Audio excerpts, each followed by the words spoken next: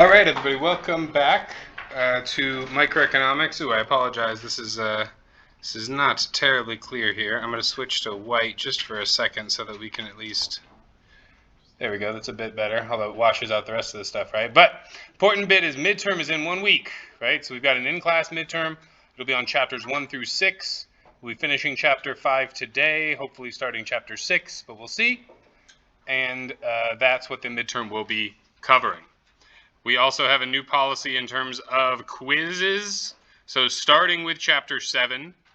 So once again, Chapter 6's quiz has been delayed and is now due on Monday, a week from today. So you have a little bit extra time on Chapter 6 if you like. And starting with Chapter 7, you will now have 2 attempts. It'll be the best score of the 2, but you won't get any answers provided until that due date.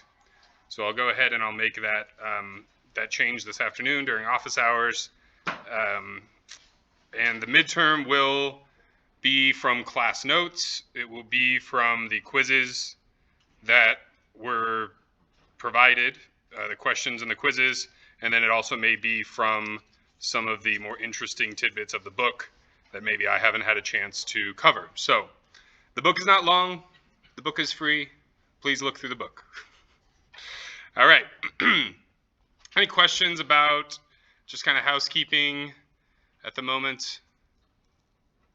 All right, I'll make sure to get our attendance grades and the rest of those quizzes with due dates this afternoon to help everybody out so they show up on their dashboard. Thank you so much for your patience as I've been kind of adjusting to both Canvas and the open source new textbook materials.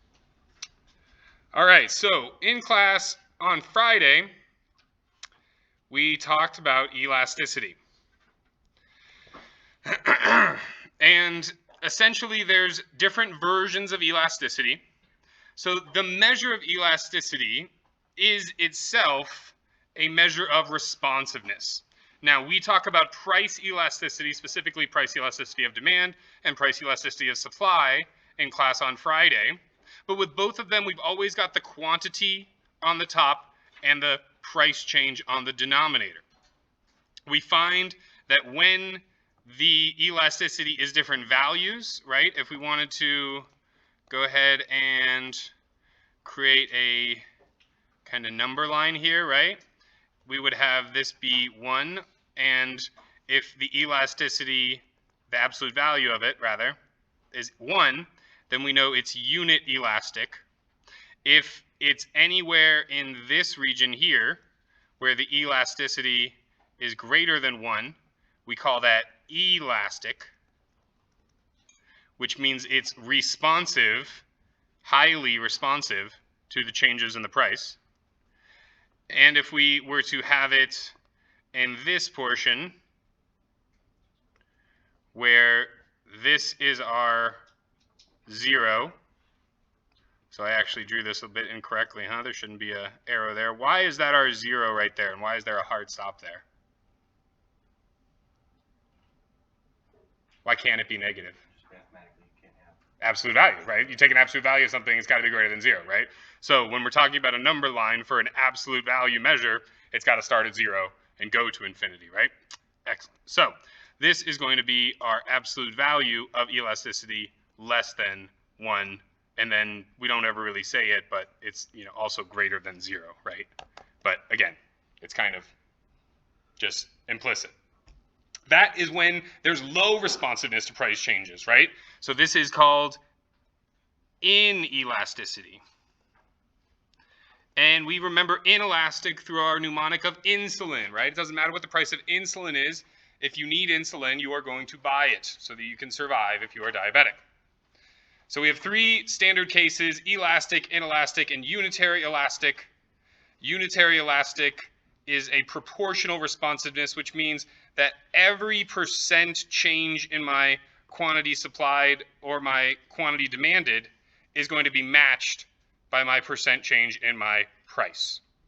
It's the exception to the rule, but there are things that are close enough to unit elastic for us to talk about it. Now, when we're doing these percentage change formulas, right, we are not going to use our old method over here, right? This is no bueno. This guy over here, the new minus old over old. We have to go instead use our new minus old divided by old plus new divided by 2, which is called our midpoint formula. We're going to do that for both our quantity and our price.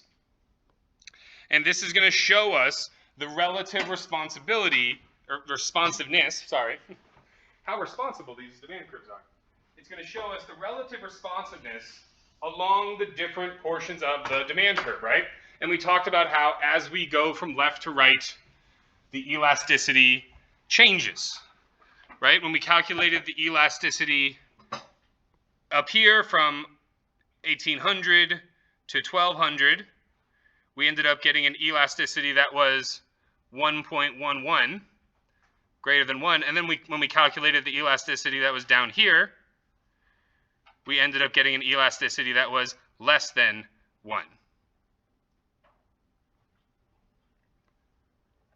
Ended up being 0.45.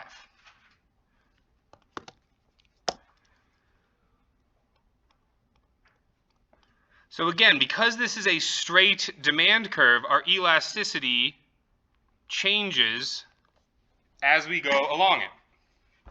So that kind of leads us to the different types of curves, right? We have ones that are very up and down. These are our inelastic curves. We have ones that are very flat, and these are our elastic curves, right? The same 10% change in price in an inelastic curve is going to result in, let's say it's a 10% decrease in the price for both of these situations, right? This one's going to result in a 50% increase in the demand, where this one is only going to result in maybe a 3% increase in the demand.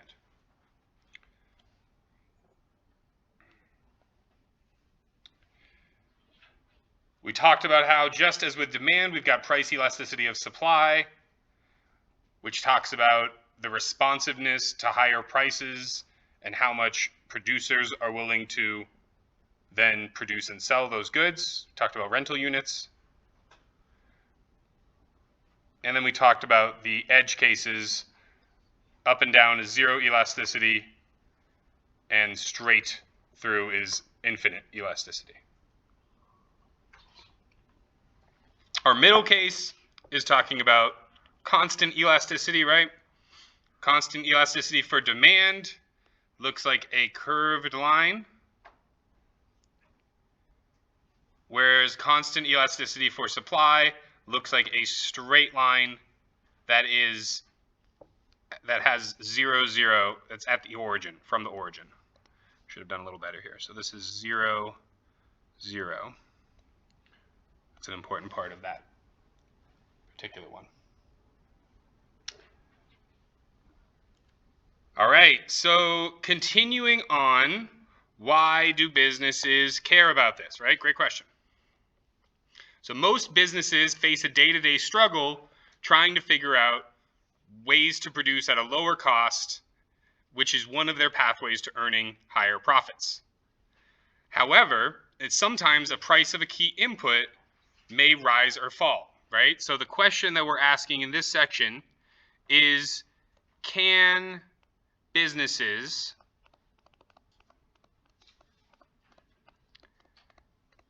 pass on costs or cost savings onto consumers?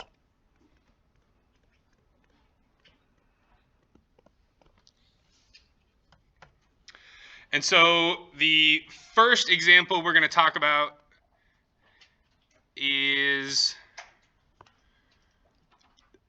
technological improvement.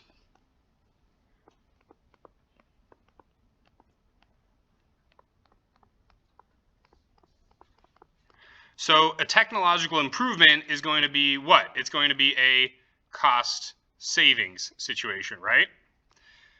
what does cost savings mean? If we are talking about our supply and demand model, should probably just draw it.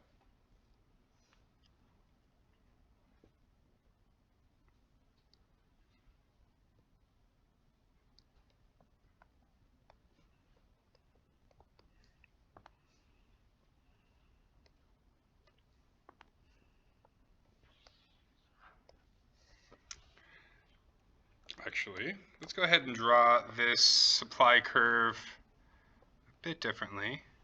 Something like that.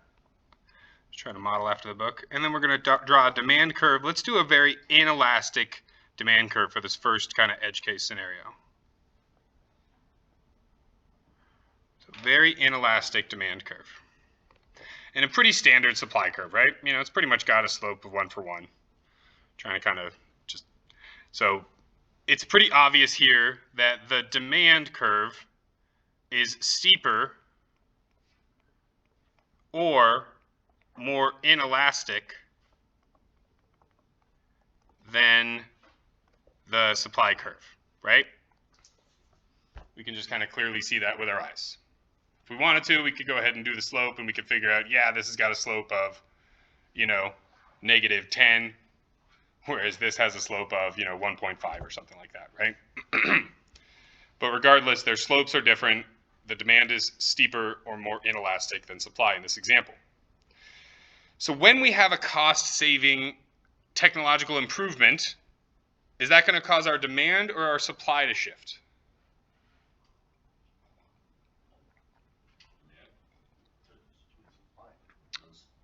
So why would it affect demand? So again, it has to fall in one of those categories, right? So taste and preferences. Does the technological improvement in the production of the good make you more likely to buy the good?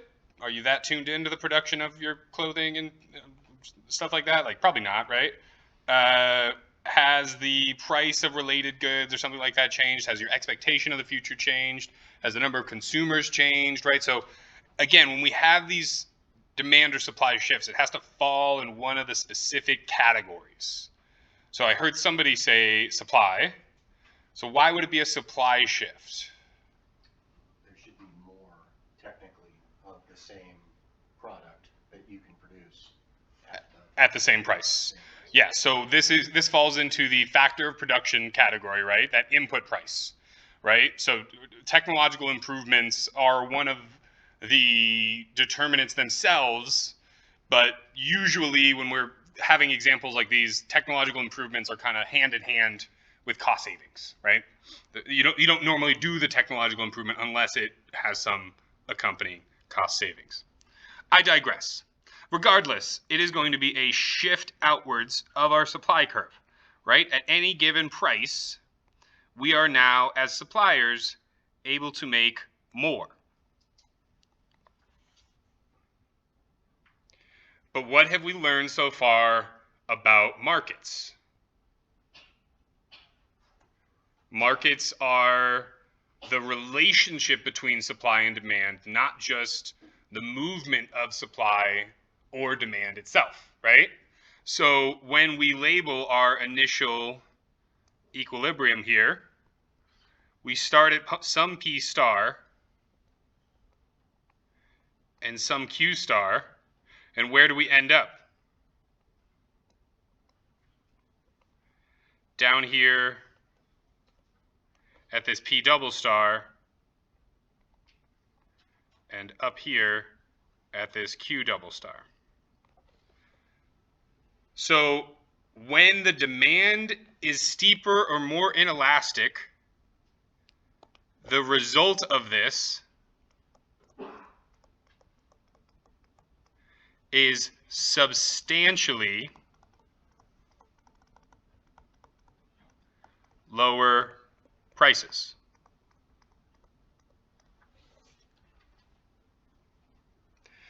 Now, what if our situations were reversed?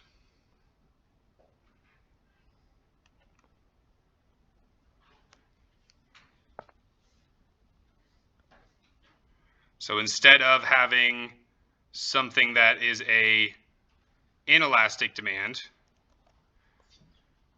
What if we have something with a more elastic demand?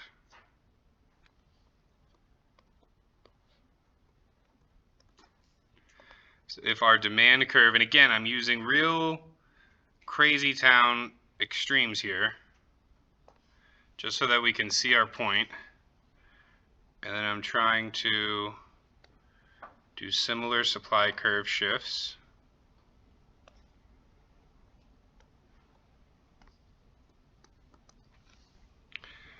So we start out, again, where the supply meets the demand.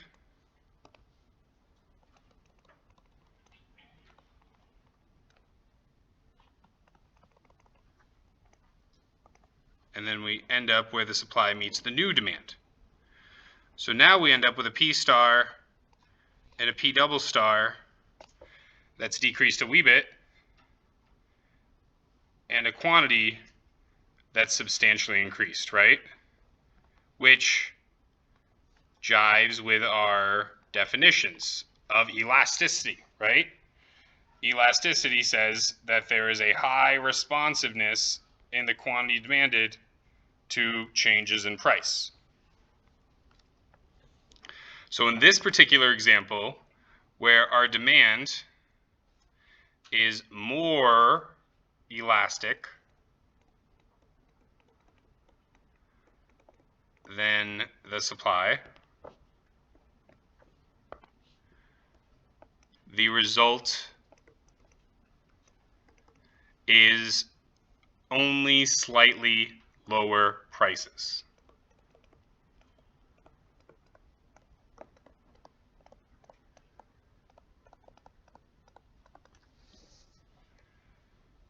Does that make sense to everyone? So a lot of it depends on how we draw the demand curve, and remembering that the new equilibrium is not determined by one of the curves individually, but by the intersection of those new curves, right? Whatever that event is that happened, supply shifted, so it's the intersection of the new supply curve.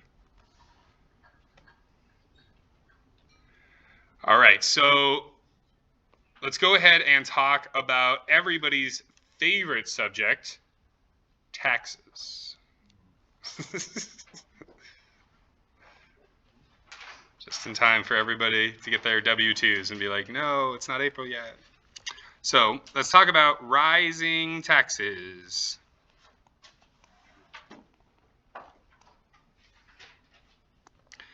So again, we're going to want to talk about two extreme cases, right? So first, we'll talk about something that is relatively inelastic, like cigarettes.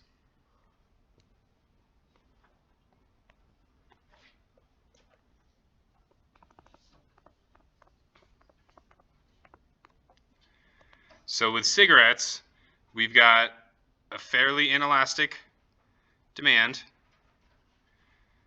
and we have a supply that is pretty standard. But this time, because of the tax, that's going to shift the supply to the left.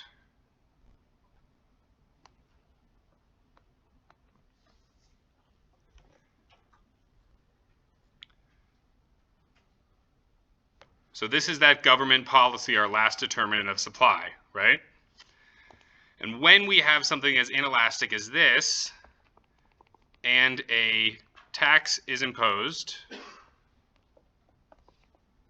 since the demand is inelastic, the quantity is not going to move by very much, right? Again, it's defined by, inelasticity is defined by a low responsiveness, right? These people are addicted, so they are going to buy the cigarettes, even if they go up to $10 a pack or whatever, right? Which, in fact, we see they will, because given the inelastic demand, there is a ginormous, right, a larger increase in the equilibrium price without much of a decline in the equilibrium quantity.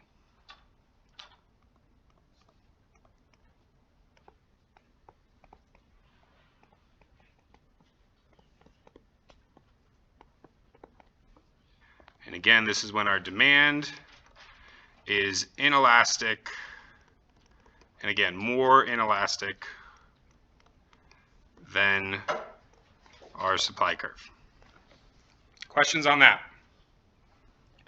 So this is what economists and finance people talk about when they say that, the tax was passed on to the consumers. And we'll talk a little bit more in terms of how we kind of break that down.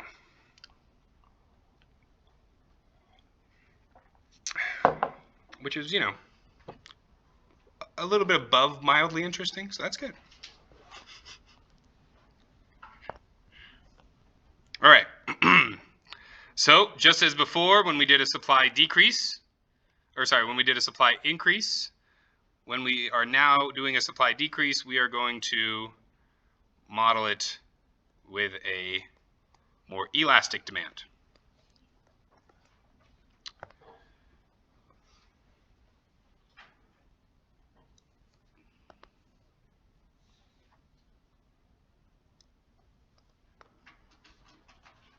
I guess I should kind of match it up a little bit more.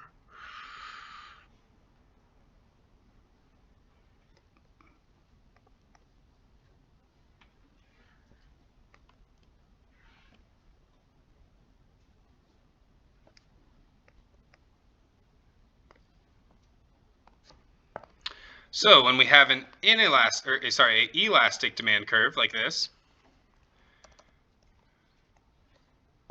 we end up with a old equilibrium price and quantity. And we have not much of a influence on the price here. Why is that? Well, this is an elastic good. People are going to substitute away from it. Right? There's going to be high responsiveness in terms of the quantity demanded. So in this particular situation, when we have demand that's more elastic than supply, the result is a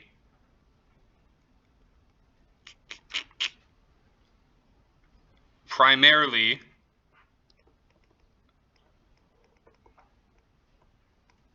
lower equilibrium quantity. There's going to be little to no price action when the demand is this elastic.